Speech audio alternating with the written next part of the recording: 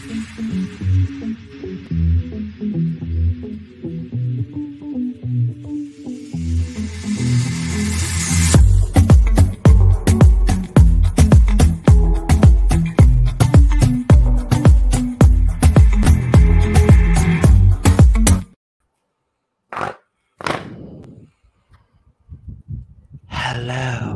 and welcome to our ASMR episode of The Cup.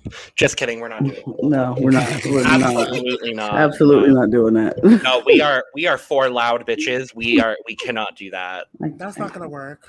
Not today. Not for me. Well, anyway, welcome to The Cup, the Currently Unnamed Podcast, where we put the real and the tea in reality, and you can always come to us first to quench your thirst. I'm Logan Murphy. I say something gay.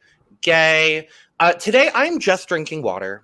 I didn't grab anything. I just came back from a mini vacation before I go on a work trip, and I'm incredibly dehydrated because I was in 110 plus degree temperatures the entire time. So I am drinking water because hydration is very, very important. Period. And hello.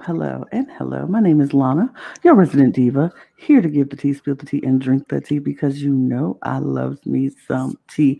Purr. And if you have some tea, you know what to do. Hit me up. And I, too, am just drinking water because water is important. Hydration is important. I am not in the mood for anything else. So that's what I've got it. That's what I got it. What am I talking about? That's what I got. And that's what I'm going to drink.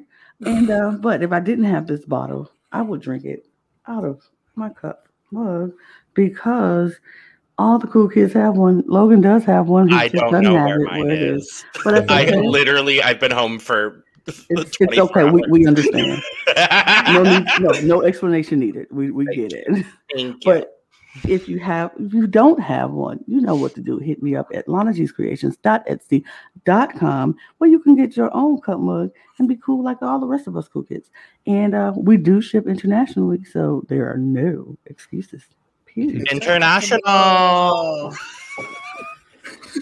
And I'm David Healy, and I don't have a cute intro, but I do have a cute shirt.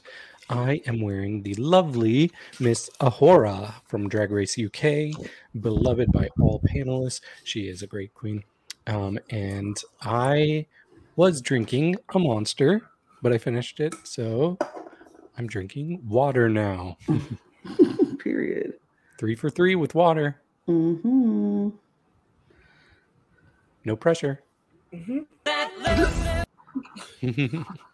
Orly. My name is Will Justice, the Freckle Vixen of New York. And today, I'm just feeling good. Home alone with my Clover Beach merch. It looks so good. That's mother. That's literally like my winner, but Period. Trust and believe. We all said the same thing. We're trying to get Clover on the podcast already. That's already a plan.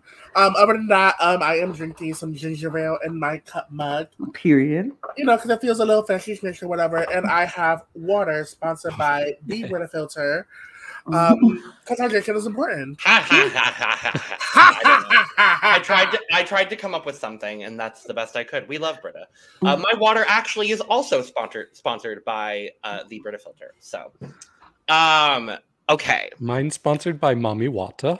I was about to say the same thing, David. Yes. You stepped all over my line. Sorry. It's okay. Well, it's okay. We are back. It is episode 5 of Drag Race France, and I'm just going to say at the top of this episode, this is the best episode of Drag Race ever. Point blank, end the period. The best episode of Drag Race ever. I'm saying it. I don't care who agrees with me because you're wrong. Well, yes. Who doesn't agree with me because you're wrong. No, I'm kidding. No, this is the best episode of Drag Race ever. I will say I got up yesterday morning and that was the first thing I watched was France. I was like, let me get my France on, get it out the way. Get my France on. I had nothing else to do and we didn't have any recording. So I was like, today a wild turn of events. It was a wild turn of events. I was like, today is the day that I'm going to catch up on everything that I need to watch and then watch some things that I just want to watch, which I did, by the way. Good. But France was the first thing I watched, and I was like, very skeptical when it was the Rusical. I knew it was the Rusical, but for the last few episodes since I started back watching Drag Race, I've not been impressed by Rusicals. Like every single franchise since I started watching, I've not been impressed by the Rusicals. I'm like, I don't get it. I felt like maybe it was lost in translation for some of them. And then some of them I just didn't enjoy it at all. And I was like, I don't understand what is so great about these Rusicals that everybody keeps talking about, because I'm not seeing it. But that's just me not watching years and years of Drag Race. I literally just started this year watching from España and on till now. So I just was like, I'm not getting the hype about these Rusicals. France has just shown me what the hype is about these Rusicals. This Rusical was the best Rusical I've ever seen. It had me entranced from the moment they started to the time they ended. And I was like, maybe it had to do with the fact that I knew what the story was, because I know the story of Notre Dame. And I was like, I know what the story is. Maybe that has a lot to do with it. And I just didn't know the other stories of the other origins of the other Rusicals that had happened. And I was like, I'll give that the benefit of the doubt. That could be a thing. But also the way they performed this, and it was just so good. I was like, I felt all the emotions that everybody was saying. And I was like, I refuse to be in my room at 9 o'clock in the morning, sobbing my eyes out. I refused to do it. Be strong, girl. Keep them up there.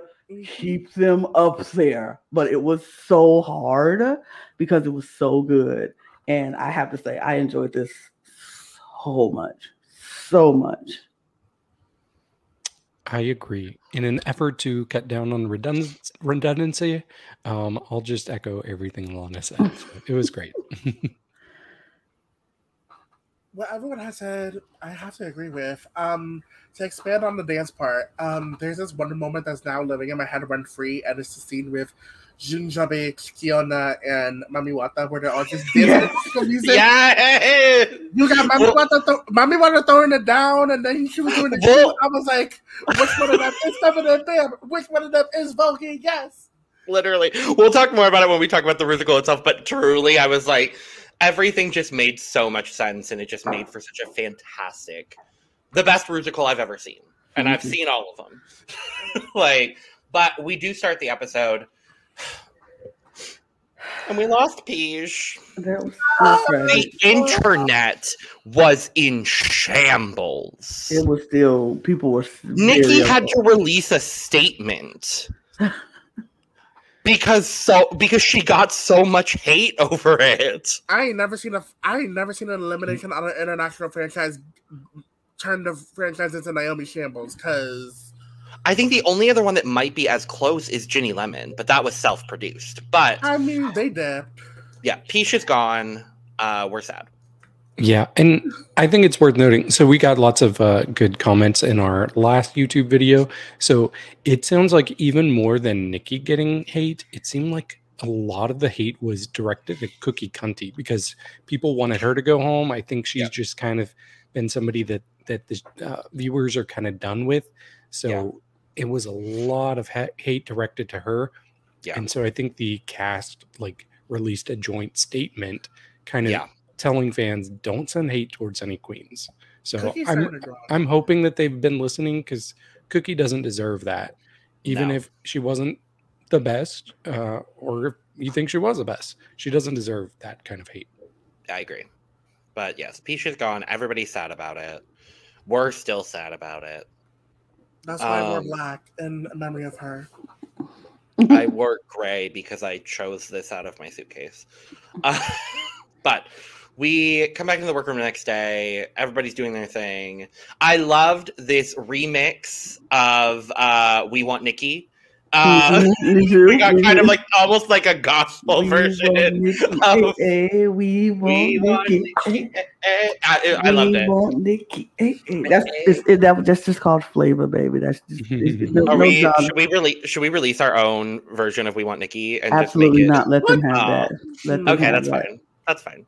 We can't always steal from people. That's what. Well, Look, I know some people in people's culture usually steal from people, but we don't do that here on the That's Thank we you. don't. We appreciate every culture around the world. Drag is all Drag over is the all world. over. It's a fin. I just rewatched that the other day. I'm gonna say, please Anyway, our mini challenge this week. So they walk in and Nikki's like announcing the mini challenge, and then she's like this fashion faux pas and holds up this sleeveless orange puffer jacket. And the acting, everyone's just like, it was great. It was so good. Sorry to headphone users. No, literally, I'm so sorry, y'all. But yeah, it was so great. I was like, y'all crazy. And then the mini challenge, we're getting in quick drag. It just keeps getting quicker. Mm-hmm. Quick drag is now, you have 30 seconds to get into drag. Sorry. Like, I think they had 5 minutes. 5 minutes. And then they're playing a parody of the game show Fort Boyard, which is like, from at least what I understand, and please let us know in the comments if I'm getting this wrong. It seems like a little bit of a mix for Americans. Feels like a little bit of a mix between like The Price is Right and Fear Factor. Kind of, yeah. That's kind of the vibe I was getting. Yeah. But I was like, I don't necessarily know. I don't necessarily know what it is, but I was here for it regardless. So they get into their quick drag. We have like 7 little troughs. And you have to put your hand in it and find the key. And the key is for a lock on the Pit Cruise jockstrap. Wow. How homosexual. He was one of the hottest Pit Crews. Oh my God. I was like, hold on. Wait. I still think my current favorite Pit Crew member is the beautiful dark-skinned big boy on Mexico. Yeah, 100%. I'm like, oh, hi. Hi. Him, and then the other guy that they used on France a couple weeks ago. I think he was the other. No, he was in the first episode in the photo shoot. And I was like, yes, absolutely. That beautiful black man was beautiful. Oh, and then couple that with the big boy. I was like, hello, big boy. Yes. Come on, big boys. Big boys on the Pit Crew. Thank you. Thank you. Bye. But yeah, so they go through. So everyone has different things. I think the worst one, honestly, it was Cookie. I was like, was it mud? Oh, they hate this girl. They hate Cookie. They hate her. I was like, is that? I hope it's mud. I was like, we're gonna hope to God that it's either melted chocolate or mud. Yeah, it's catch our drift, viewers. Because if it was doing, there's no possible. There's no way they would go. No way. But I think it was mud. I think it was mud. The way it was clumping up, it looked like it might have been either mud or messed up or like melted chocolate. Either way, I wouldn't want to stick my hand in it. Chocolate. I would be scared because I'm scared the entire time. I've only heard of Fort Boyard because the US tried to do like 2 versions of it. As I was Googling, I was like, Disney XD tried to do their own version of Fort Boyard. I didn't watch it. I only saw the promos of it and that shit. Yeah, Disney has a reputation of trying to do like plenty of different game shows and they just flop, I guess. The Disney Channel games will always be iconic. I don't know what you're talking about. They will. That's the only time it didn't flop. Disney Channel games, not Disney XD, because Disney Channel games. Disney Channel games. I would be scared to like put my things in, put my hand in there because like, what are you making me do, Nikki? You know who else was scared? Sara Forever, because she was like, like the whole time. Oh my God, this cast! I just can't keep gushing about this cast. Sorry, they're so goofy. I live. So goofy. Let's be real. This challenge, while it seemed pointless, this was an acting challenge. Mm-hmm. Oh yeah, and we got such good acting from most of them. I will say one person took it a bit seriously, and you could tell their competitive side came out, and they said, "I just want to be fast," but that was fine too. But really, the acting we got from was Keiona. Keiona was like, "I'm not scared of anything." Right. Wham, key, done. what? It was like, But still, like my standouts as far as acting and performing like you're scared were definitely Sara, and you'll be shocked to hear this. I was gonna say the same thing. Don't worry. It's Moon. It's Moon. Moon was great. Moon. Felt like some. I could watch a whole series of Moon just performing in mini challenges. I live for it every time. Like, Truly. she's my mini challenge queen. I love it. I love it. Honestly, this almost felt like a veto challenge, to be honest, because It kind of did in I'm a like, weird why way. are we picking out veto? Like, why are we getting the little veto necklace? Because it reminds me of because I remember it reminds me of BB22 with the tiny little veto thing and Davon and stuff. Let me get back on iconic track. moment. Yes, that is yes. Okay, we'll Let's get acknowledge back on that track. moment. Anyway, so then they just have to put their key into the lock, and guess what? Keiona wins. As she should. This is like her first challenge win. Her first win! Based off of the Lucy LaDuca logic. Yes, come on, first win. Well, we knew it would have to be somebody late in the lineup, but the funniest part was Mami Watta was like, "What the heck? I didn't even get to try my key." This is a crime, a criminal crime. My new favorite quote of the season. I will say this. Y'all might have enjoyed Moon and y'all might have enjoyed Sara. I enjoyed Mami Watta in this challenge. Too. Mami Watta, first of all, she gave like the best confessionals to me, and she was just like, wait, what am I doing? What I don't want to do. I wholeheartedly agree. She was just like these caterpillars. These are caterpillars. These are crime. I felt this is like a crime, a criminal crime. A criminal crime. I was just like, I enjoyed Mami Watta in this mini challenge. I was like, okay, I'm laughing. Mami Watta, I'm gonna say, I think Mami Watta is the confessional queen of the season. And I'm very happy to see that. Between her and Moon. It's definitely her and Moon. It's her and Moon. I love them. And Keiona gives great confessionals, but obviously. Of course. Right. I think that's why since episode 1, I was obsessed with Moon and Mami Watta, and it's because they are so good in the confessional. They give main character energy, and that's what I live for. Mm-hmm. I mean, this is the thing, because like I feel like Sara Forever is good, but her confessionals aren't the best. Like she gives good confessionals, and they're just like, okay, she's just like, Cookie gives very cunty confessionals, but they're like to the point, like this is what I'm doing. What do you mean? But like Moon and Mami Watta are so dang funny. Even when they're just good, like telling their point and like this is what it is, it's always a little, like a little nod, like a little for something. For I don't know. They just grab me the most. Mm-hmm. And Keiona is like getting better as the season goes along. Like she's right up there, like right behind. Yeah. I think she's opening up more. Sorry, Will. I'm sorry. No, you could go ahead. She's just opening up. And so the more she opens up, the better her confessionals get. And it's like, okay, I see you, girl. Yeah. So the longer she's in this show, the better her stuff is going to get. Absolutely. Mm-hmm. Go ahead, Will. And I'm obviously, sorry, it's okay.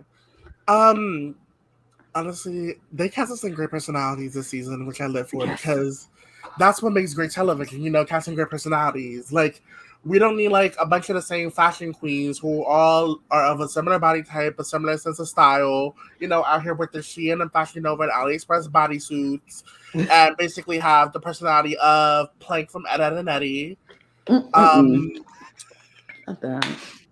I don't like that type of queen, sadly. Like, they're pretty to look at, but not fun to watch on a television show. Mm-hmm. You gotta give like it a this season feels like this. It still feels like a competition, but this season also feels like a sitcom in a sense.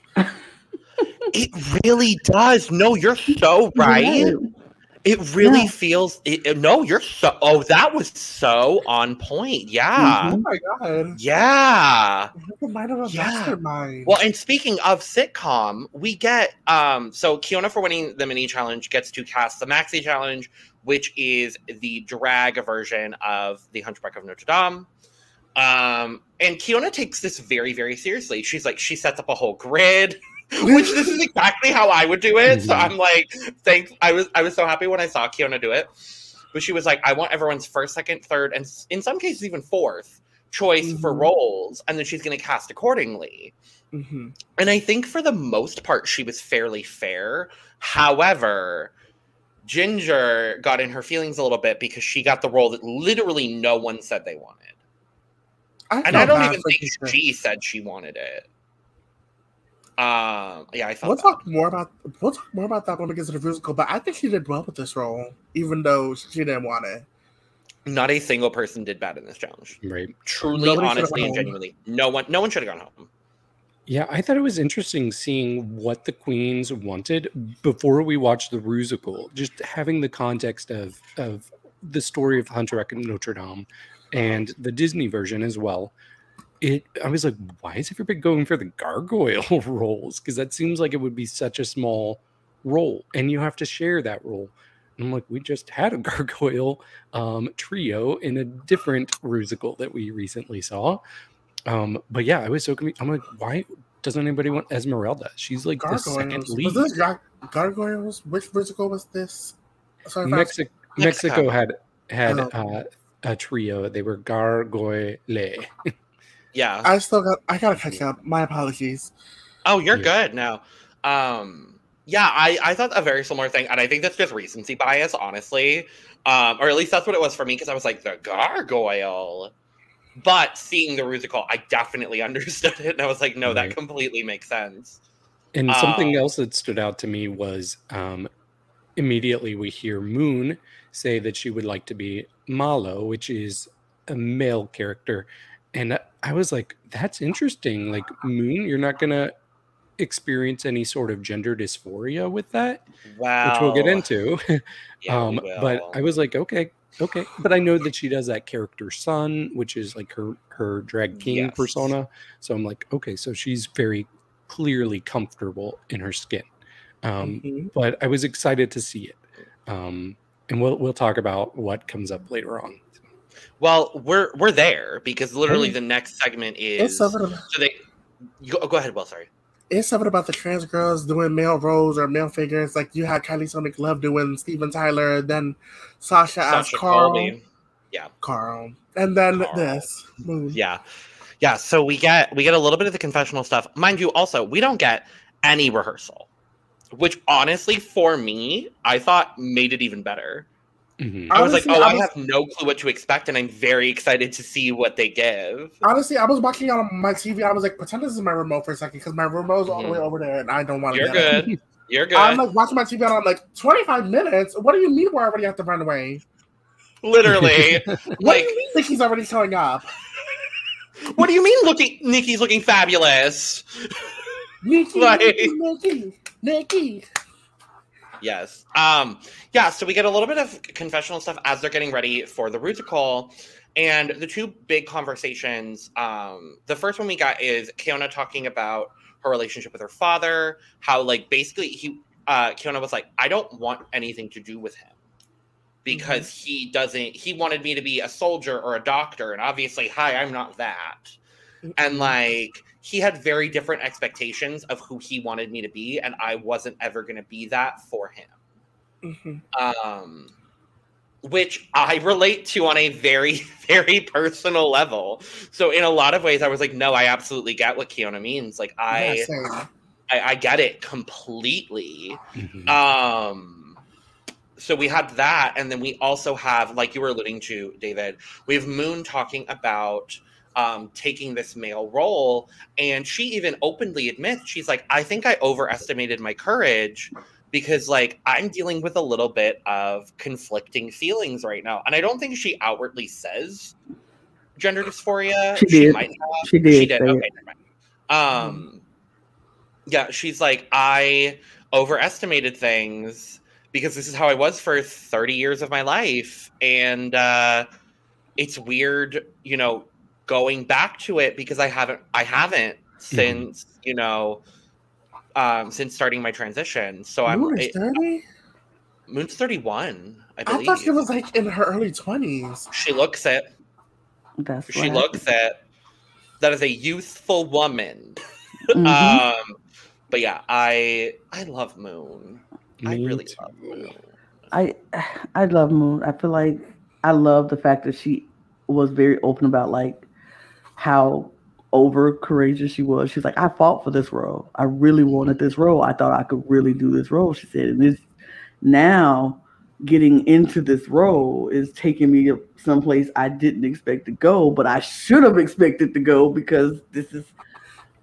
I love her openness. That's one thing about Moon. She's very open, very willing to be vulnerable in front of the girls and on television.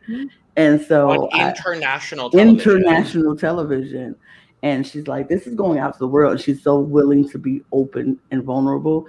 It's beautiful, but it's like, I appreciate that about her. I appreciated Keiona's story as well, because you have to make those choices sometimes. If people are not willing to accept who you are, as hard as it is, you have to walk away and say, I don't want anything to do with you because you will not disrupt my peace.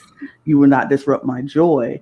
And even if it's your family, that could be the hardest thing to do. But for your mental sanity, you have to do that sometimes. And I appreciate that she was open enough to say, yeah, as hard as it is, as much as I would have wanted a relationship with my father, I just was not going to put myself through any, torture for me being happy. I'm not going to put my happiness on the line just for you to be happy. That's not how this works. So I appreciate that. I appreciate both of them for being so open. And I love that Moon was like, but you know what? As much as this is taking me to a place I didn't want to go, I'm going to push through it. And she did. And she gave an excellent performance. And it was so great. And we'll talk about it when we'll get into it. To quote American Poet Laureate T.S. Madison, eat it up, girl. That part. Well, we're there. So it is time to talk all the things. But first and foremost, we must discuss our judges. Guest judges, we have plural this week. Juliette Armanet, who is a pop disco singer, which we will talk more about a song of hers specifically later on. And I'm going to say one of my favorite guest judges I think I've ever seen on Drag Race. And that's Barbara Butch. I am so obsessed with this woman. Muy lesbian. Muy lesbian. I was like, yes, comedy, amazing. The look is great. But also, Nikki fucking Doll. I'm sorry, bitch. What? Incredible. Some of my friends, mutuals on Twitter, on Spaces, were trying to say, "Oh, Nikki's down. Looks how downgraded this season." I'm like, "Are we watching the same show?" I'm like, "This is very." Yeah, what the hell are y'all laughing about now? I think we both knew at the same time. We're like, oh my god, we're fighting. I mean, that's not because both of y'all was just like so amazing, so great. It's a panel divided. I looked down at David. I was like, you seeing what I'm seeing? Yeah, I didn't think this was that great. I thought it was. I didn't like this one as much as I like most of Nikki's outfits. Right. I think this was the one that I'm like, yeah. I mean, I think I love her hair and her everything from the neck up. Great, fabulous. I don't like the look, the bodysuit though. Yeah. I don't mind the bodysuit. It looks amazing. It's not that it's the bodysuit. I just don't like the bodysuit. Right. Of course. See, I think this is a really good example of the host taking what the runway theme is and interpreting it in her own way as to not overshine the contestants. That's how I saw it. I mean, I like the cape because I feel like that could be the excess couture part of the. That's what I got from it, at least. Which is fine. I just don't like the bodysuit and the cutout panels. Yeah. Like that's for me. Yeah. I was just like, but everything else, like I said, I love her hair. I think love it's a her Gautier reference. Sorry, it might be. It does give Gautier. It might be. Either Gautier or Mugler. Yeah, it was just when you and Will was just like, amazing. I was like, when David looked to me, and I was neat. Right, and both of y'all are just like. Again, we all have different taste levels. It all depends on how we're feeling this day. Of course. But I I don't want to only shade Nikki. Right, because I gotta be Daphne fair. Burke. Oh I did my not God. like that wig from Daphne. And No!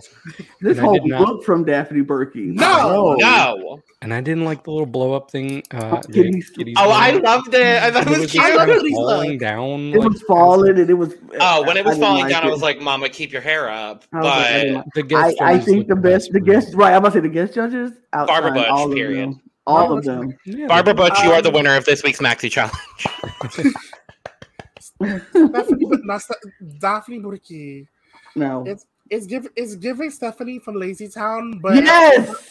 Yes. I told you. Absolutely, Stephanie from Lazy Town. I was at first I was Absolutely. like, why? At first, I was like, why is Daphne Burke a barb? But then I just realized, I was like, oh, this is Stephanie in the revival of Lazy Town. Yes. Oh, it's a kids show. You Okay. don't have I was kids. like, You've never been around kids like that. It's a kids show. My nephews used to Oh. love Lazy Town, and I actually love Lazy It's Town when they were It watching. is objectively a great show. It Objectively really a great show. And I was like, but yes, Will, you are correct. Oh my She God. looks like Stephanie from Lazy Town. David, I will show you a picture after we get off. Okay. I promise you. this wig. But we Will, your references are on point today, baby. Yeah, you like, did today, baby. truly You and doing it. honestly. Look, we get these flowers. Those flowers are due. Will is pulling out the references. Yes. Yes, But Mama. yes, let's. Okay, this let's Rusical. just. So we have on the ends, we have Sarah and Punani, who are the gargoyles. We have Cookie, who is the narrator. Ginger. Ginger, thank you so much. Mhm. Ginger as Esmeralda, I think. Mami Watta as the baker. Keiona, obviously, as Quasimodo. Quasimodo. Thank you. I was like, I don't remember what they called it. Quasimodo.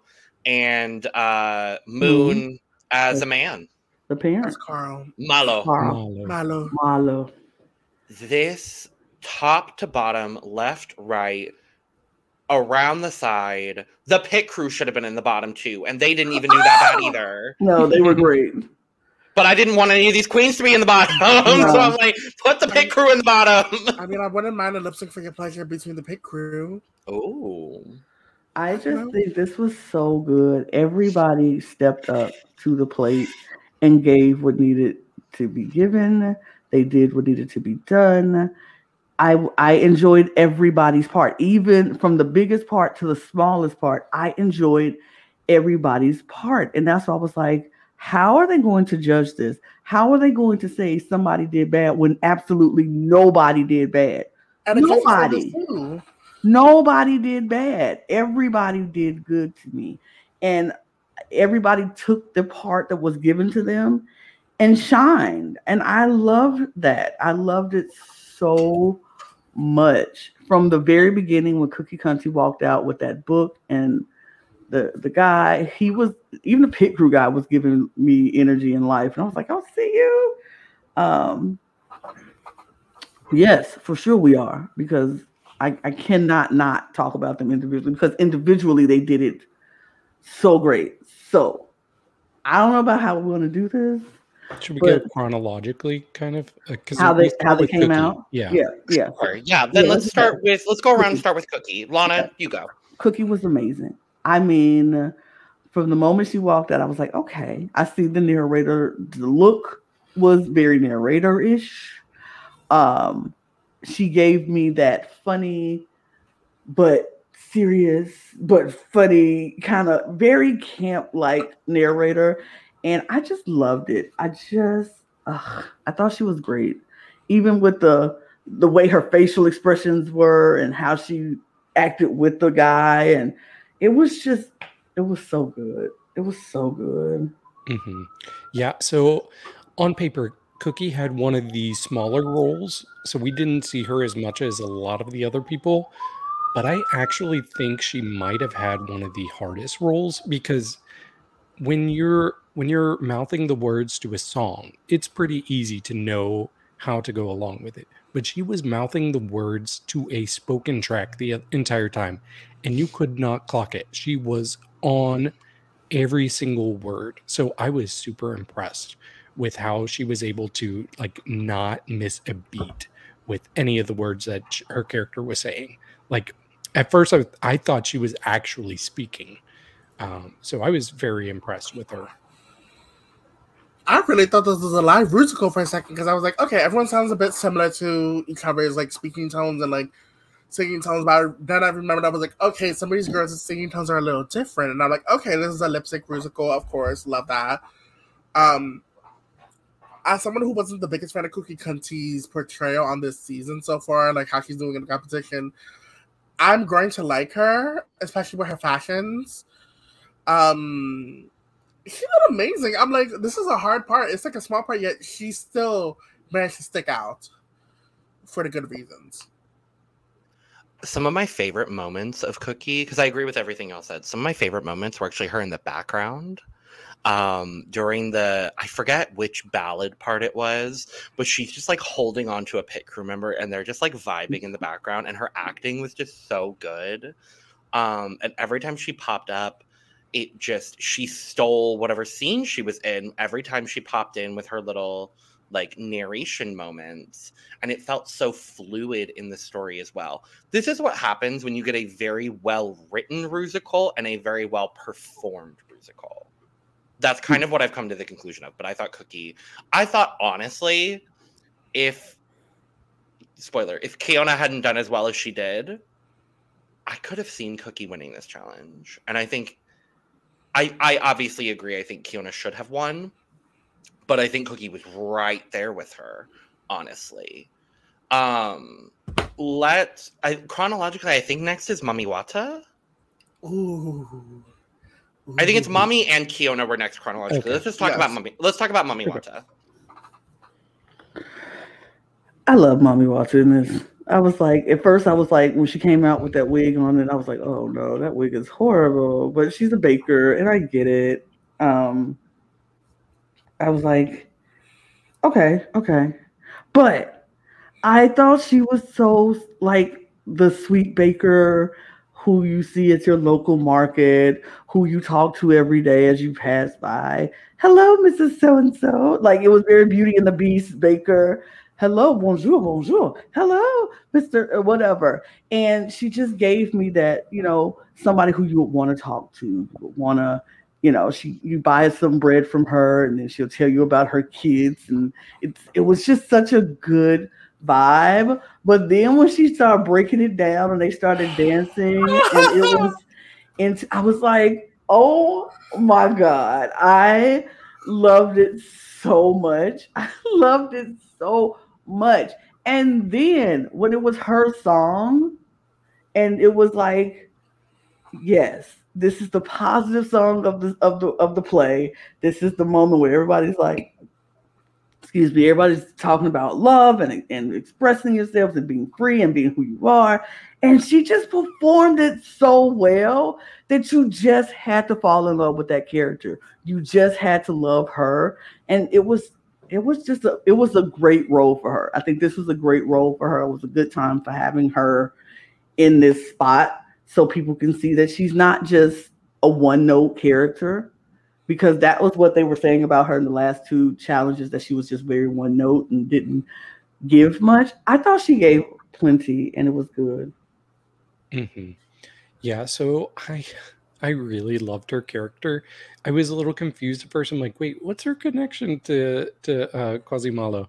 And like, she explained that she's a friend of Quasimalo's parent. I'm assuming the mom, probably not the dad.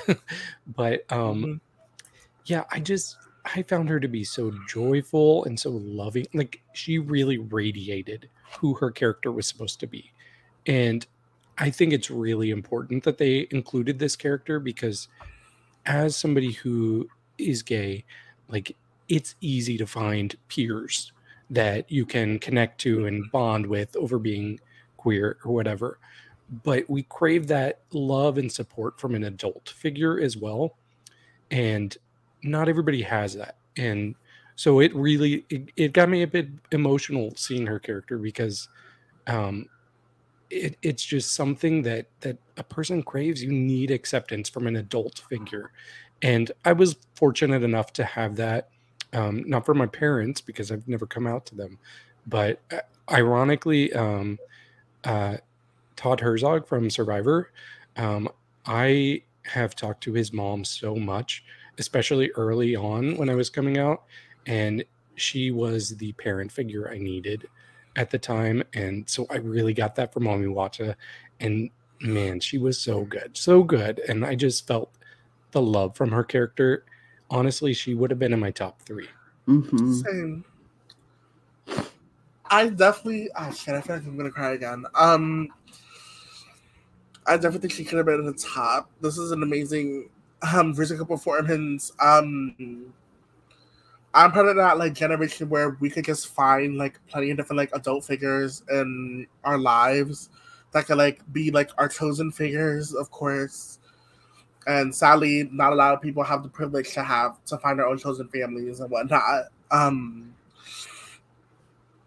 And it was great that the baker was like this like big sister figure to Quasimodo, and then of course the breakdown part. One of my favorite parts of this Rusical, and I guess it's my favorite part of Drag Race fans, aside from like the whole Nikki thing in the workroom. It's like you just have these girls like throwing it back to like this classic music, and then you got her doing the shoe. I was getting legendary flashbacks to freaking which one of them is feminine, yes, which one of them is voguing, yes. I was like, I live.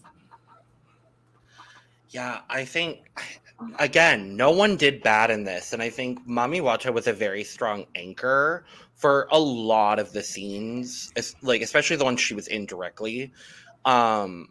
She ended up kind of playing, for lack of a better term, the quote-unquote straight man character. But I still think she did so much with the character that I loved it. Every time you saw her in the background, she was doing something. Her in the background was very similar to me to Cookie. Like, she was taking advantage of every opportunity she had, and it was incredible. So, we have to talk about these Keiona. are actors. Mama, these are actors.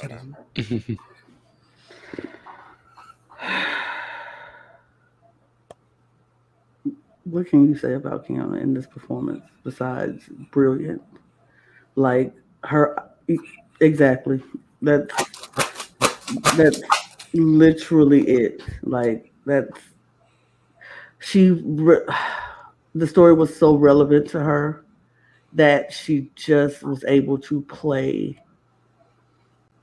her life, and the fact that the girls trusted her to play this story. I mean, even though they didn't have a choice, she was taking it because she got the choice to do that. Mm-hmm. She was just like, it was brilliant. I think I got very emotional watching her. It was in the eyes for me. It was her eyes. It was the fear when she was talking, when her father was talking to her.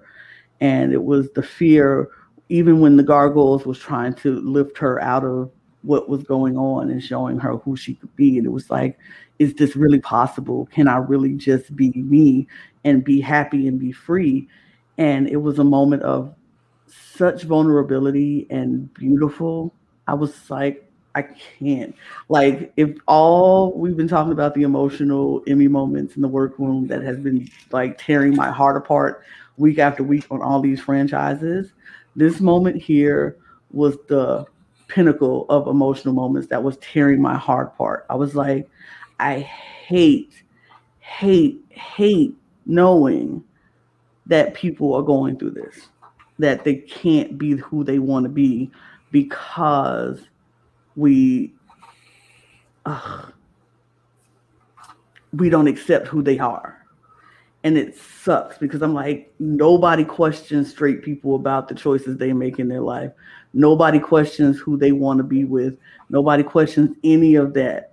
But as soon as somebody say, I want to be with someone who's just like me, I want to be with another man or another woman, it's like, what? Why? Because I want to. What does it matter? That's just what I feel. That's what I want. That's who I love. And we should just accept that people just love who they love. And I could never turn away my child and who I then gave life to and be like, because you want to be happy, I don't know. No, thank you. I can't fathom it. But I hate that people have to go through this. But I love the way she told the story. I love the way she told. I'm rambling. I know. I'm sorry, but it's so beautiful. My heart aches. But it was so full with this performance. I was like trying to be an OG, a soldier. Like, don't cry, Lana. It's too early in the morning for you to cry. But I was like, tears were slipping, and I was wiping them away quickly. But it was so hard. I love this. I love this so much. I can't say it enough. I love it so much. Yeah, it's interesting because when we found out what the theme was for the Rusical, my first thought is who's going to play the Quasimodo character. And I was with my roommate and I was like, okay, it could be Cookie, it could be Ginger.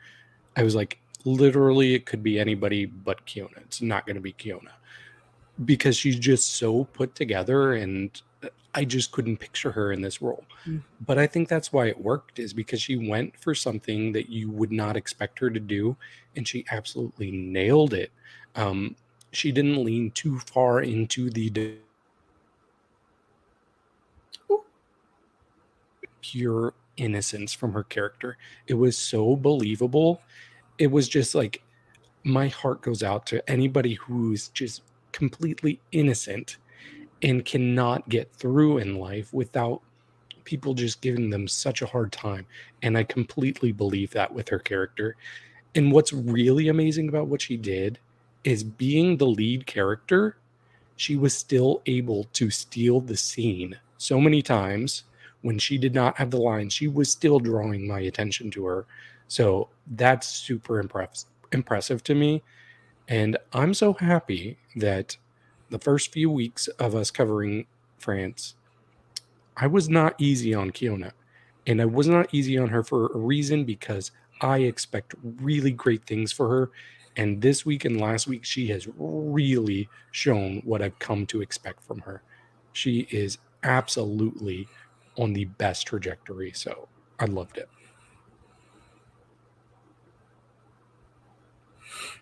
I had to agree with both of y'all. I had to agree with everyone on this panel. Cue the banner.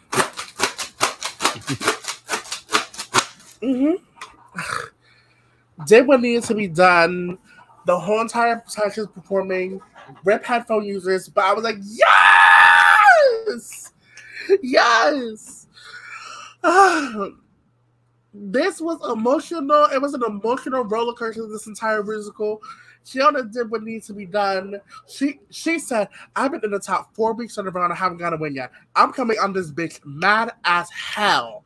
I am going to get my win this week, no matter what. And she did what she has to do. I mean, there really isn't much else to say. She did what needed to be done in every single sense of the term. The best performance in a Rusical ever? Perhaps one of the best for sure. Definitely. 100%. But we can't talk about Keiona the whole time. I'm about to say, you could have kept that banner up for Moon, because we have Ginger next. Well, Moon is not next, my darling. we're doing it in order of the appearance. Got Yes. it. Ginger. Yes, that was the whole idea. So yes, but still, Ginger you could still keep it up for me for Ginger, because I feel like Fine with she me. did what needed to be done in this role. Like, I would agree. She didn't have a huge role, but the moment she was on that stage, you knew you paid attention to her, and she took that role and she did it. She got up there, she danced, she was happy, she was that friend to Quasimodo. She just was so good. I enjoyed Ginger so much in this role. I did. I thought she was great. I loved her. I thought, sure, it's not the best. She's not going to have a whole lot of lines, but she didn't need the lines, because all she did was she acted throughout the whole thing. And I think when you have a small role, okay, you ain't going to give me no lines to say. I'm going to make sure you looking at me even when I ain't got nothing to say. And that's what she did to me. I enjoyed Ginger. I enjoyed it. Exactly. Mm-hmm. Yeah, I'm a little surprised they didn't make this more of an important character than it was, considering her importance to the story. But she was great. Like, I was actually really impressed with her dancing in this. She just had so much energy and life, And I was like, I did not know you could move like that, girl. But of course, there's things that you can nitpick. And I did have like tiny little nitpicks about Ginger. For me, if I had to rank everybody, she was probably my last place among everybody in this Rusical. And the main reason, and I'm very glad, I said it to my roommate, and then Nikki said the exact same thing. For me, she painted her eyes so dark that I lost any emotion from her eye. I could not pick up a single emotion from her eye because I just saw black. And so that was a little bit distracting. But honestly, that's really my only qualm I think I had with her. So it was so hard, and I really don't think anybody should have gone home this week. It should have been a lip sync for the win for me. I know not everybody will agree with that, but yeah, she was overall very, very, very good. She ate for me. Again, this is a small role. She still captivated me, of course. Like I said, my favorite moment was her cookie and not her cookie, her Mami and Keiona all just dancing, and then of course, like, even though Ginger had a few slip ups, I guess, but she still did amazing. Like, no one really did bad. Again, I like we've been saying the whole time, no one did bad. This was exceptional. I do think I will agree with you, David. I think she would have been, if I'm ranking, she would have been last, but like it's still an incredible performance. Every time she was on screen, I was looking at her and looking at what she was doing. But I did absolutely agree with the makeup critique. I think that really kind of her body was doing everything it needed to do, but her face in a lot of the scenes wasn't really giving me anything, unfortunately. And I think that those are the minute things that are going to set people apart in this level of a challenge. Yeah, and she had a lot to concentrate on too, so it would be easy to lose it in your face. Yeah. All right, Lana, now you can talk about Moon. Put the banner up again. I'm sure going to. Because that's all I have to say. Period. She was amazing. She fought through her demons, and she just did it. It was so good. And she was the very mix of a tyrant parent, but funny in little spots. So you were like, oh, okay, I see you. It was just so good. This whole thing was good. But yeah, she was just so good. Period. I'm not going to hold you. Yeah. Well, you can keep up the banner for me because I was so amazed by this was Moon's week for me. Like, she's had some strong weeks, but she absolutely killed it here.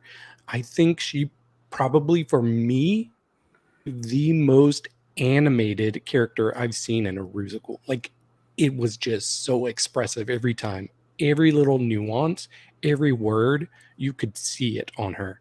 And yeah, it was funny. She managed to be unlikable, but still likable. I don't know how it worked, but man, I really, really, really loved Moon in this role. I really would have loved to see her get a win for this because it was so deserved. I'm absolutely thrilled Keiona got the win. For me, I really wanted it to be a double win. But yeah, she was great. Keep the banner. She did what she had to do.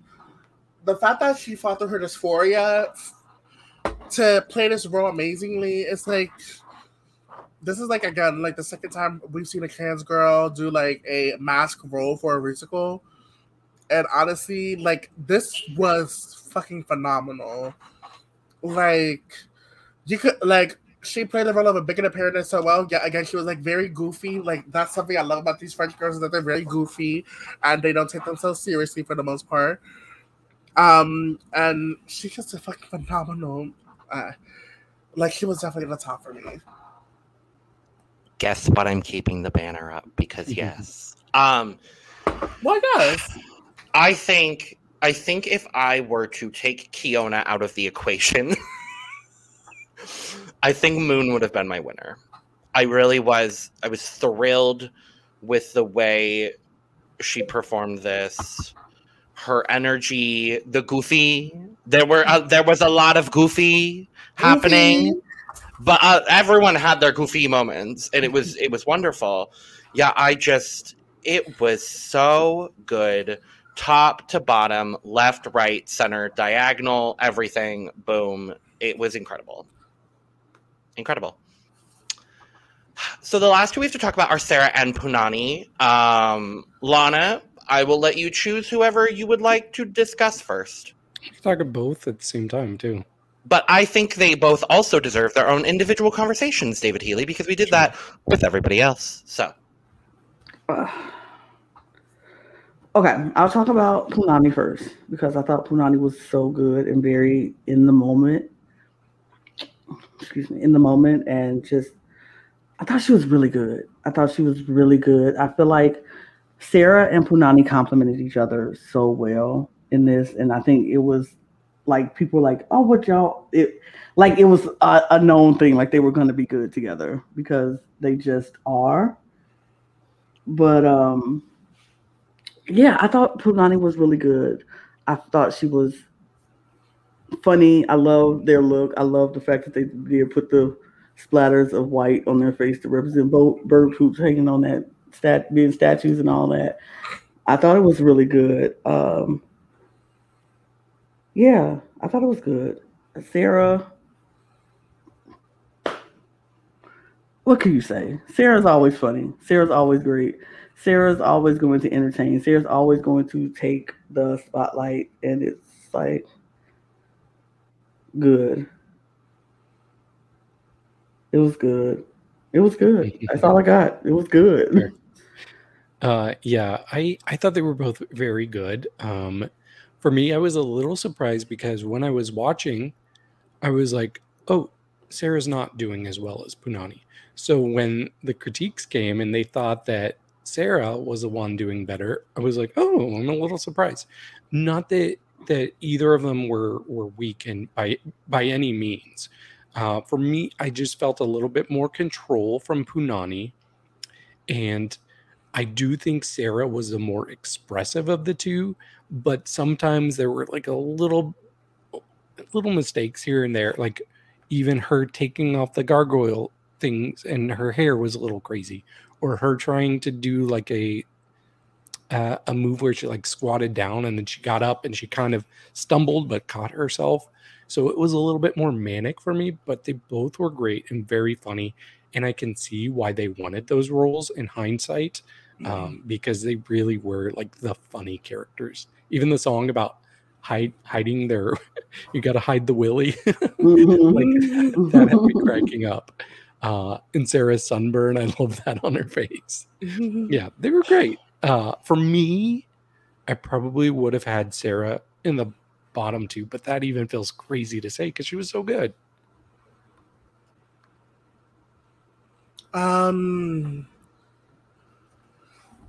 I definitely think this is controversial. I totally forgot about the gargoyles for a second, but when I did remember them, they were okay to me. They didn't do bad, of course. They weren't the best, but they weren't. I'm not saying they're the best, but they definitely weren't the worst. But they were okay. They did good. For some reason, I've been like into gargoyles. I'm so into gargoyles recently, so I've been watching a lot of videos of Verb, and Dr. Doofenshmirtz has these gargoyles like on his balcony and shit. Back to these gargoyles, the drag gargoyles, the gargoyles, if you will. They did amazing. Again, everyone did a phenomenal job.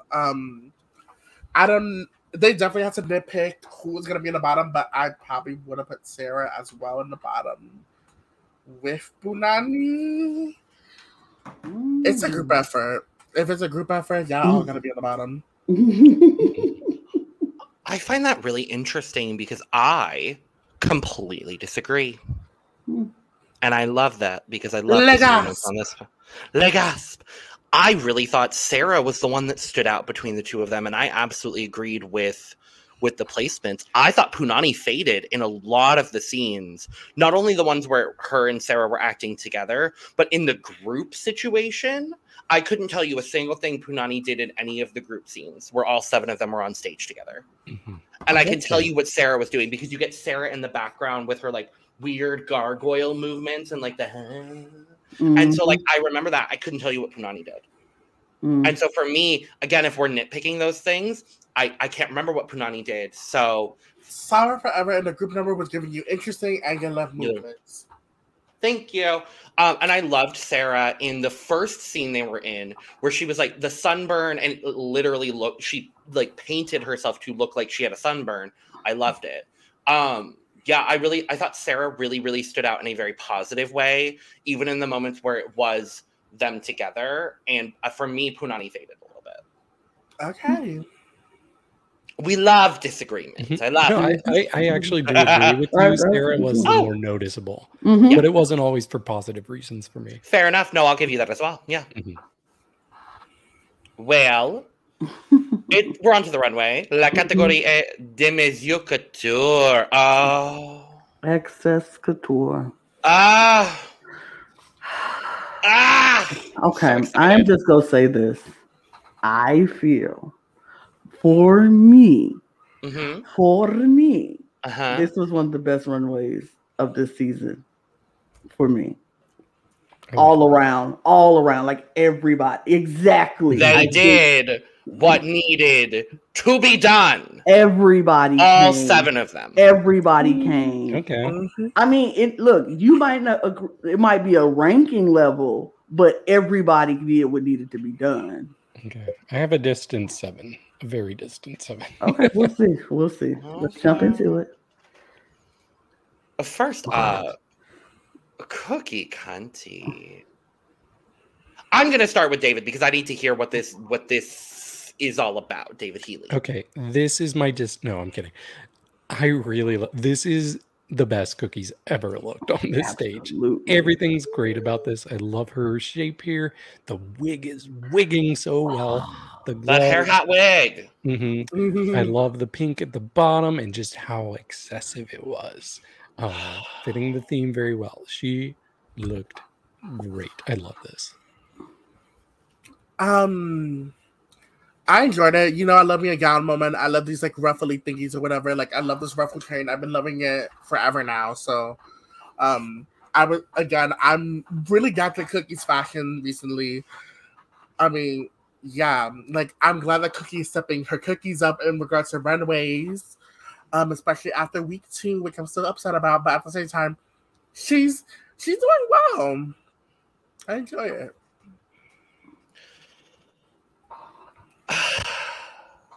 I didn't think she was going to do anything better than last week's for me, and I ranted and raved over her look last week. But like, this look... How did these girls... Each one of these girls had to bring a full suitcase just for this look. Like, honestly, it was just so good. It fit her like a glove. Every moment where we have the pink sort of ruffle situation is just so perfectly placed. The train, the glove, the face. I mean, Cookie's face card, honestly, for me, has never declined. Lana, you just go ahead, because I don't even know what else to say. I'm going to step in for Eve here when she says we love a good opera glove moment. Yes. This is a sheer opera glove moment. Like, are you freaking kidding me, Cookie? This hair wig is beyond everything I want. Like, so excessive, so the volume, so good, makeup on point, like everything is done correctly. This dress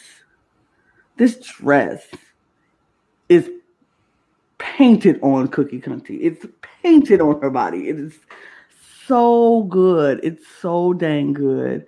And that train, when she turned around, I was like, not you go have this train with the black in the middle of the train, like this, it was purely perfection. This is the best Cookie Kunty has ever looked to me, and I am in love with this whole look. If she comes like this all the time, it's insane. Yeah. Scores. I gave this a very solid 85. Fall. Drowning. Stop it. I love it. Stop it. Ugh. Sara Forever. Really, David? No. No. This is not it. This was a positive, like, shaking of the head. Yeah. What is a positive shaking of the head? It's like it's so good that's a positive shaking of the head. So I got it. His negative shakes of the head is definitely way different from the positive shakes of the head. Mm-hmm. Yep.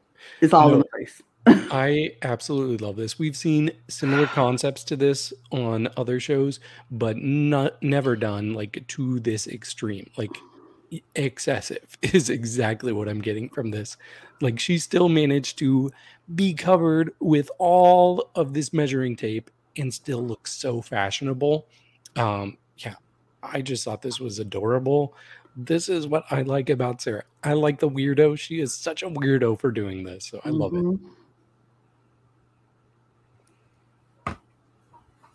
I really enjoy this look. It's a great concept. I enjoy this concept. It's a very beautiful look. Like Sara has been giving versatility on the runway every single time. I enjoy it, and yeah, that's all. Go ahead, Logan. I love this. And you know who else did something very similar to this? Nikki Doll. Nikki. But this is better. Sorry, Nikki. This was better. Just every single thing about this was so perfectly done. If I had one nitpick,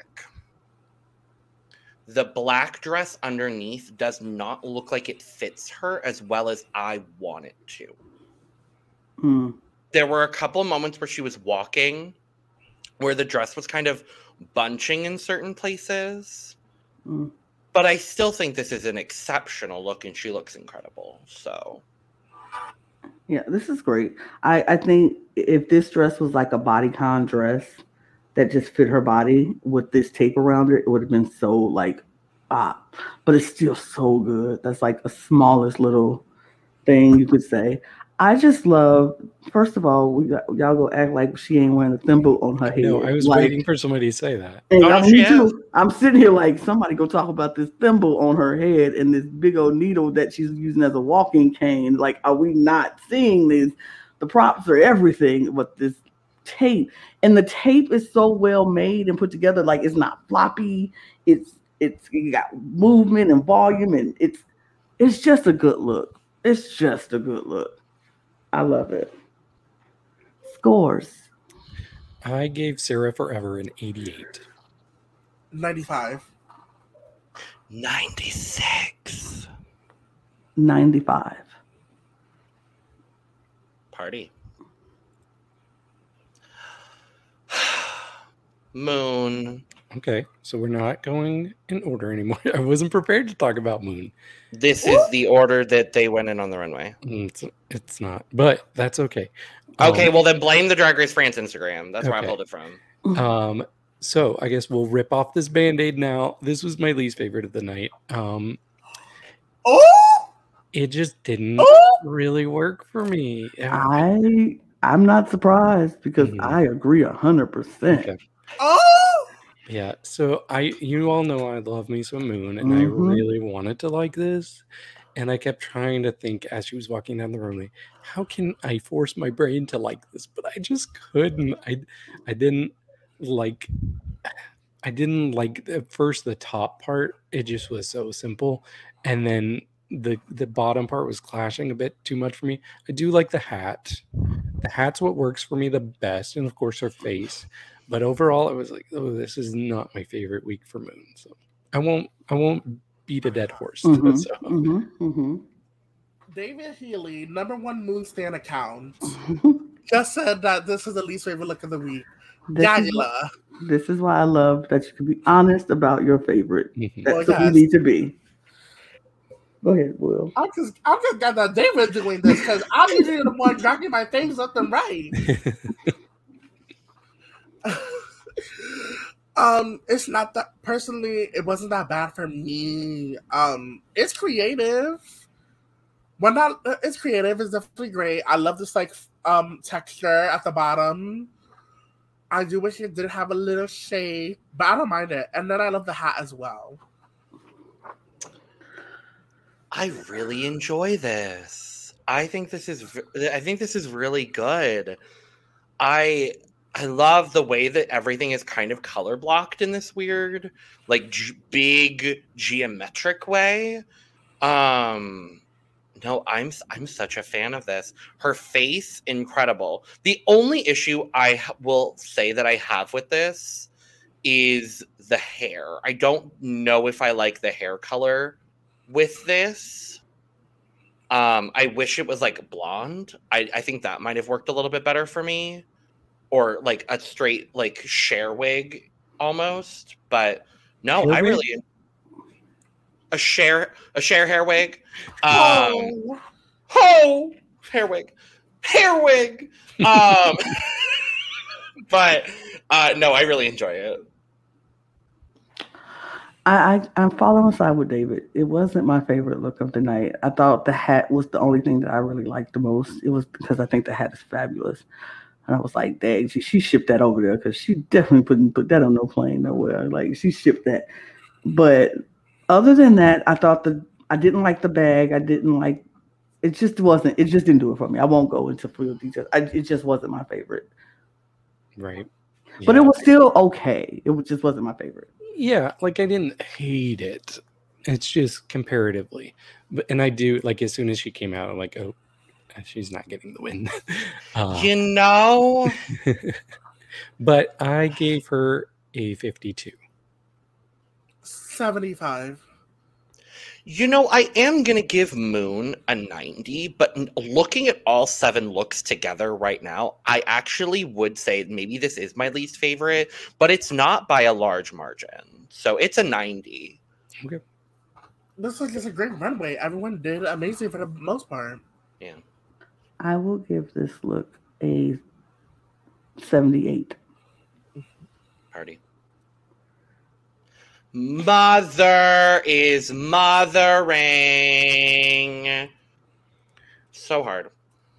The shape of this was insane on her.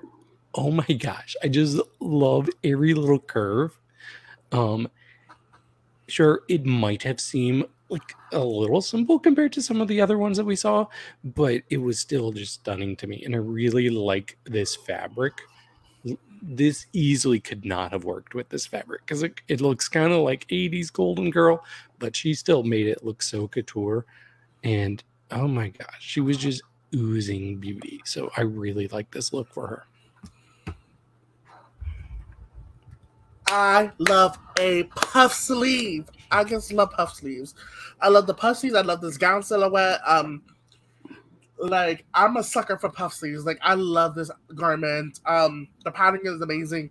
She's glowing. I love that for her. This is basically an amazing look, and I'm glad she won.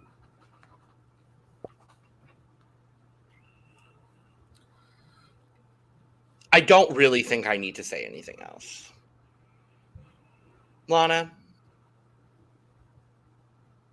Actually, no, I will. I'm going to reclaim my time for just a second. Because the shoulders, the clavicle, the hair wig, the mug, the sleeves, the shape. Oh.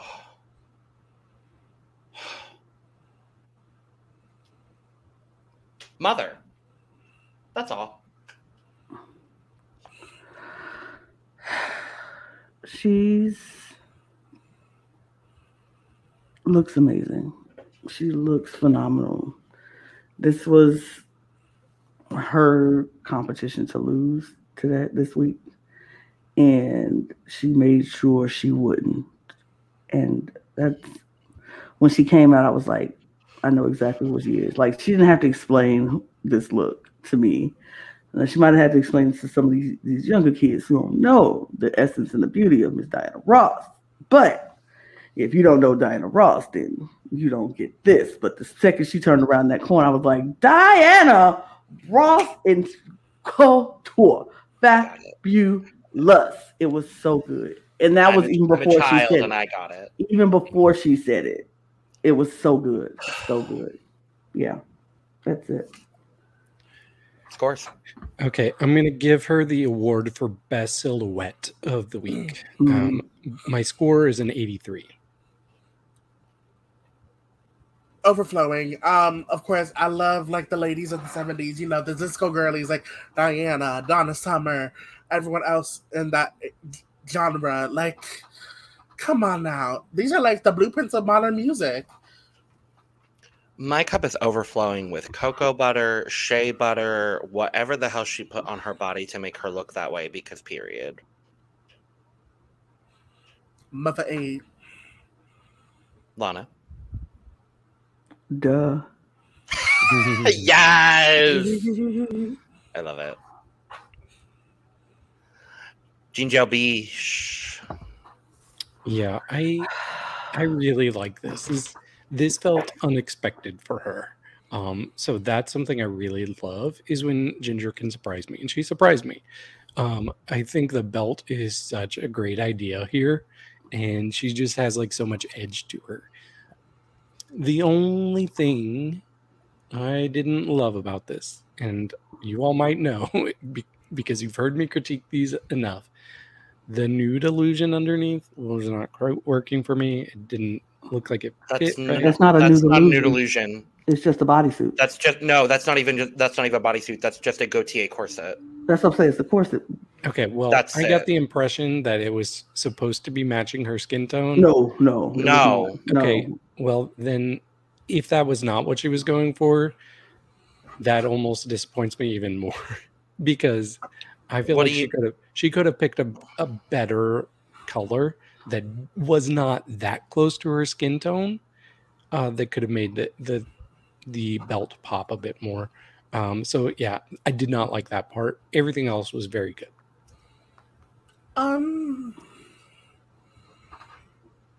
This is very crafty. No, I'm just playing. This is actually very creative. I love this like belt being like film and stuff. It's like very amazing and very creative. I definitely would want to wear this. I love the concept of this idea. It was a great look. I don't know what David is talking about. Maybe we were watching a different show. Maybe we was watching a different edit. No, I'm just kidding, David. I think it was a great look. Like, again, it was a great category. Like, everyone did the best to their ability.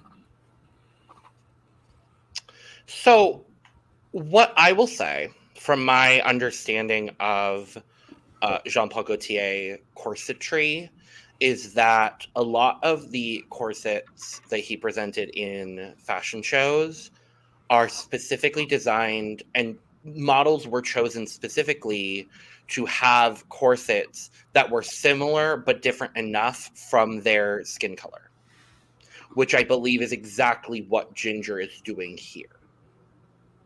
So they said the Gaultier, I think it was Daphne mentioned specifically the Gaultier reference, and I got it immediately as well. With that being said, this is phenomenal. This is phenomenal. You know what? I'm gonna put it up. She did what needed to be done. I think this is spectacular. I think this is. You know what? This is my favorite thing Ginger wore on the runway. I'm gonna definitively say that. Yeah. I think this is so good. I feel like this is so not what you expect from Ginger, what I didn't expect from her. And so seeing Ginger pull this out and pull this off in such a way, and I'm like, yes, this is couture. You ain't gonna see nobody walking down the street wearing a bunch of belts like this. It's excessive because that belt is huge. It's huge. And the braid and the long, it was just all very excessive. Everything about this was on point. And I didn't mind the corset. I thought it was a good corset. It fit her well. It cinched her in like it needed to cinch her in. It was just a good look. I enjoyed this look very much. I was like, you go, Ginger. Very unexpected. I loved it. Scores. I gave this an 80. All that for an 80? I liked everybody except one. Bye. 90. Full. Drowning. I loved it. Punani. No more wire hangers. No wire hangers ever. Go ahead, David. Okay, this might be unpopular. This was my favorite of the night. This was so fashionable. This felt like a throwback to like some of the old runways I've seen. From hey, leave her alone. This is incredible. And No. I'm talking about. Are you saying old runways for Drag Race? No, for this week. This was my favorite this week. That's not what I asked you. You said this reminds you of old runways, and I'm asking. No. Okay, good. Yes. Yeah. Like I recently watched a movie called Mrs. Harris Goes to Paris. Oh yeah. It's such a good movie, but this kind of reminds me of some of the runway looks I saw in that movie. But yeah, I just really love the way she incorporated that hanger into her hair and just draping over there, and the costume is even connected to the hanger. I really love this. No more wire hangers. No. Wire. No. 8 down. Well, not 8 down, but the song 8 down, of course. But I like this concept. It's kind of cute. And then, of course, I see a bit of some cheetah print underneath. Hey.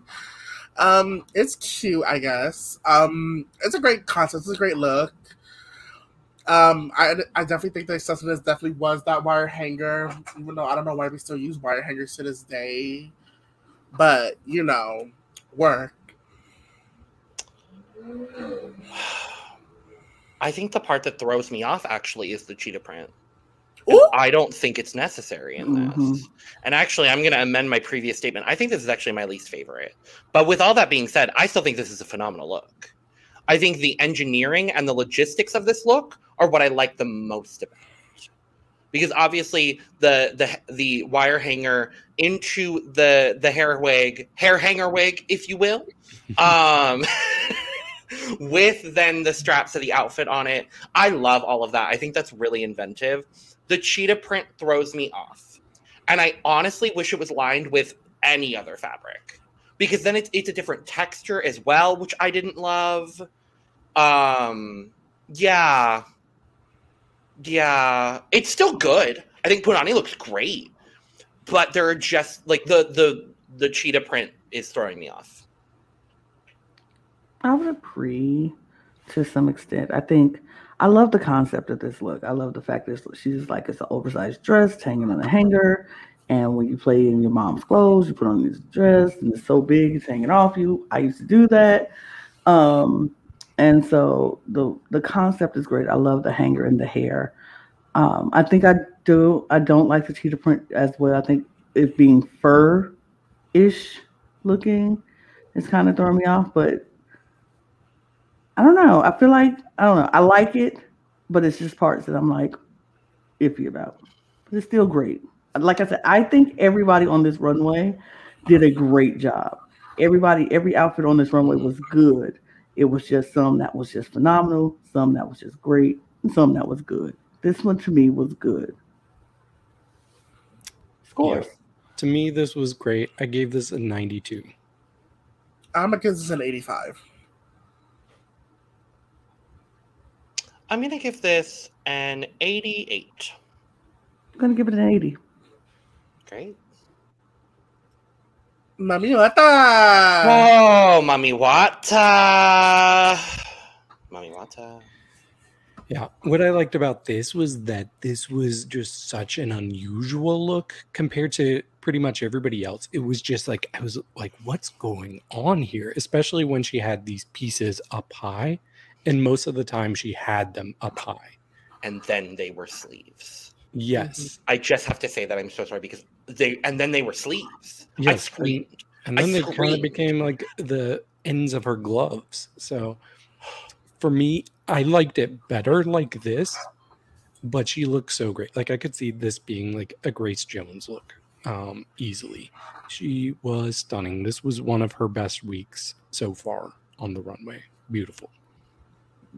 Excuse me. It's fashion. It's definitely fashion.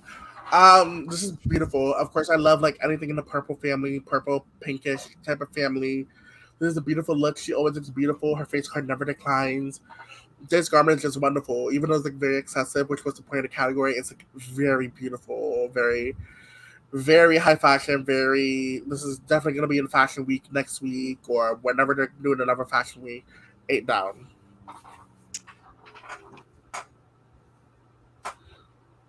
She did what needed to be done. The spirit of Grace Jones entered her body during this runway. I don't know what Grace Jones was doing at the exact moment that this was filmed, but her spirit entered the body of Miss Mami Watta in this moment. And she was giving Grace Jones, she was giving Naomi Campbell, she was giving everything that needed. She did what needed to be done. This is my favorite thing she's worn thus far on the season. So incredibly impressed, so different for her. And I'm very, very, and is it pants? Mm-hmm. I think it's pants. My God, it's pants. Mm-hmm. Oh my God, I love it even more. 1 minute she's SpongeBob, next minute she's Grace Jones. She's pants. The versatility coming from Mami Watta. Like I said before, the Brassos wear pants. Brassos wear pants. Lana.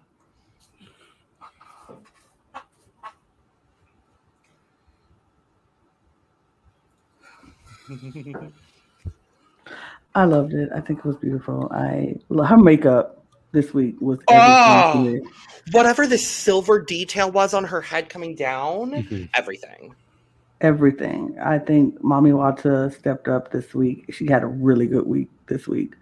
And she just showed that she is actually here to be a part of this and she's here to play. And I love that for her. I love that for her because I feel like sometimes people want to underestimate how impressive Mami Watta can be. And I feel like she's like showing up and showing out. And like she was like, I don't even need to put a wig on for this. Give me my scarf. Let me wrap it around. You go see my braids. You go see my, and I get the whole comparison to Grace Jones, but I feel like everybody always compares Grace Jones to a black woman who puts on a head wrap and some garb. I don't think she looked like Grace Jones. I think she is I think she looks like Naomi Campbell on that runway without the Naomi Campbell long hair, because it's like that face is giving everything. Everybody always puts Grace Jones with the strong face when it comes to a black woman. And I get it. It's no shade, no tea, but she ain't Grace Jones. She's not Grace Jones. But the look, I can understand why people can say it could be Grace Jones, because that's a very Grace Jones-esque look, but she is giving me Naomi Campbell on this runway. She's giving me grace and beauty and just unapologetically black excellence, period. I'll say the reason I said Grace Jones specifically was because of the Alea look. Or the Alea, whatever. No need. I get it. I understand why. That's why I say I understand. And I wasn't saying that to make anybody say, to give me an explanation. Because I understand why people say it, but there's other people we can equate this beauty to besides Grace Jones. Yeah. Yeah, I think for me, I just always associate Naomi Campbell. Like, for me, her signature, other than her legs, is that just long hair. Yes, long straight hair. Yeah. But if you look in her face, I see what you're saying. You take away the hair, you look in the face. That's so Naomi Campbell to me. But I do understand the Grace Jones references. Don't get me wrong, I do, because that was not. Okay. Scores. I gave this an 81. Full. Duh. 2 does in one episode. Wow. Duh. I'm not gonna go all into that. I'm not gonna go into all of that and still not give her up. Duh. You already know. You already know. Oh, well, we get a top 3. Keiona, Moon, Cookie. We don't have a banner for the winner. Hold on. Who could it be? Who could it be? I didn't. Was it Cookie? Was it Moon? It was Nikki Doll. Keiona? No, it was Keiona! Finally! Oh, thank goodness. It's about damn time. Mm-hmm. Now it's time for Moon to get a win. I'm sure it'll happen. I hope. Know it. They're the only 2 that have not been in the low placement. So. Mm-hmm. I'm gonna need Keiona to be consistent for the rest of the season. We are not going for safe. We are not going for low. We are going for high. Safe is fine. Safe is acceptable. If it means Keiona moves on to the next week of the competition, I'm fine with safe. If it means Keiona could be Shadow's record, I'm fine. Oh, you're so correct. So yes, we have those top 3, and then immediately Sarah and Mami are called as just safe. And our bottom 2 is Punani and Ginger, which unfortunately I did agree with. Le gasp. Yeah, I had no qualms with it. It wouldn't have been my bottom 2, but it made sense. Sure. It is what it is. I honestly just wanted everybody to stay. I felt like this was the perfect week for a double safe, because everybody, like, how do you send somebody home after that Rusical? How do you send somebody home after that Rusical and after that Runway? How do you do that? I would have been like, absolutely not. We can't send nobody home. If we got to do a double next week, we can't send nobody home this week because this was too good.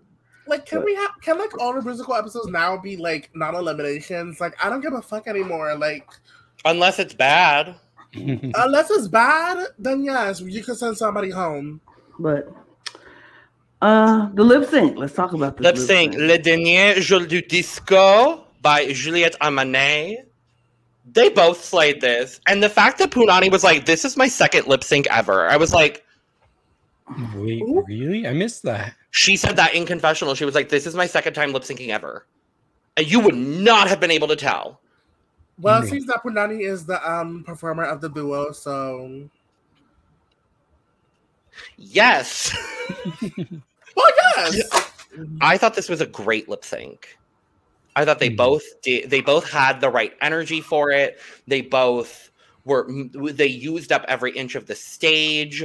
Ginger and the braids, just using it. I'm gonna be honest. I thought Punani was going home. I think Ginger won this lip sync for me. Le gasp. But I'm gonna stand behind that. I think they both did incredible. But for me, I got more energy and more of the essence of the song from Ginger. Okay. I thought it was pretty close. For me, this is easily my favorite lip sync of the season so far.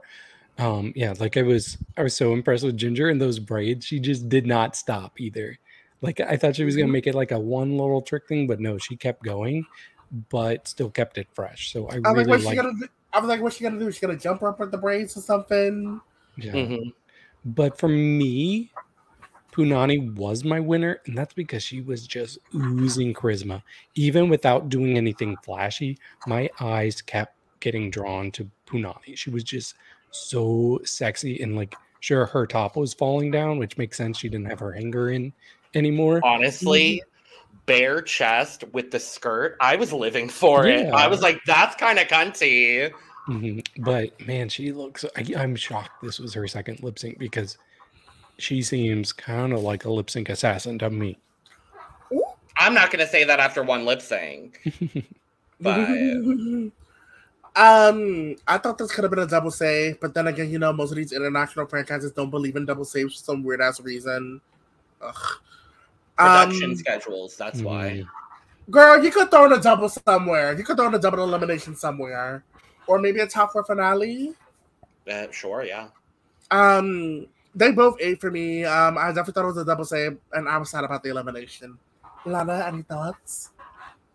I liked it. I thought this was a good lip sync. I don't know about. I felt like either one of them could win it back and forth. At some point, I was like, "Ooh, Punani got this. Oh no, Ginger got this. Oh no, Punani got this. Oh no, Ginger got this." I think in the end, for me, I think Ginger for me edged her out just a tiny bit, but I can understand why Punani was, still there, and so I wasn't mad, but I'm mad about. But I'm mad. Wow. I'm mad for other reasons, but not because I felt it was super unfair. But yeah. I'm very, very happy that Drag Race France cast someone on this season like Ginger. Mm-hmm. We didn't even talk about the Untucked moment where Ginger was like, well, I was mad because I didn't want this part, this, that, and the third. We didn't even talk about that. And that was iconic. It was. But just love Ginger Bitch. Love Ginger Bitch. Love Ginger Bitch. Mm-hmm. And I don't remember what next week's challenge is. I forgot. We have a ball! Oh shit, the ball! Yeah. We have The time ball. Time ball. So are we thinking past, present, future? Is that kind of maybe what we're thinking? I think so, maybe. I think that'd be cute. That would be cute. Yeah. But are some of these girls designers? Designers. Mm. Check out our Project Runway reviews available on the Cup TV. Before we go, it's time for a draft update. Draft update. So currently holding strong in last place with a moon and a dream is David. However, your score did go up this week. Yay. So you are now up to 7 points. So holding strong in third with a Punani, a Mami, and a dream is me. I have 12 points. Eve is holding strong in second place with 28 points. And Lana still winning the draft with 35 points. Even after taking a loss. Well, you got a win and a loss. A win and a loss. And also Keiona got the maximum number of points you can earn in an episode, which is 6. Yep. Because she won the mini and the maxi. So... Yep. Looking at Keiona's track record now, I'm amazed, to be honest. Like, high win. And with that being said, thank you so much for joining us for our coverage of Drag Race France. France. We will be back next week to talk about episode 6. Good old, come on the ball. Come on, ball. The ball. In the meantime, make sure to click all of the buttons on your preferred audio or visual platform that mean you support us because we support you. Make sure to follow us on Instagram, TikTok, and Twitter at the Cup Pod for all of the most up-to-date Cup news and all of our funny moments because we're pretty funny bitches. Make sure to get your merch. Link in the description below. And while you're down there in the description, make sure to follow all of us on Twitter because we're also pretty great. So, with all that being said, cheers. cheers.